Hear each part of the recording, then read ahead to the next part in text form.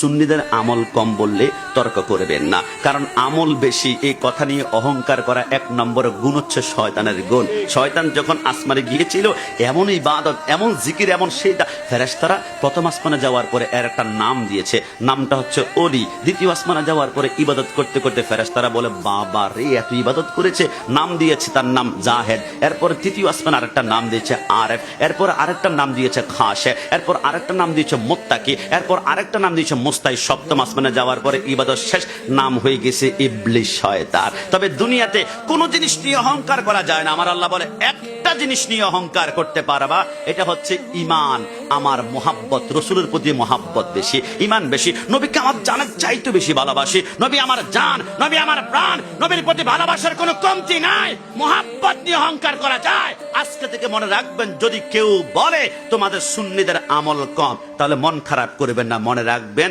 আমল নিয়ে অহংকার করা শয়তানের গুণ, আর ইশকে মোহাব্বত নিয়ে অহংকার করা ইমানদারের গুণ। কথা বলো ঠিক না?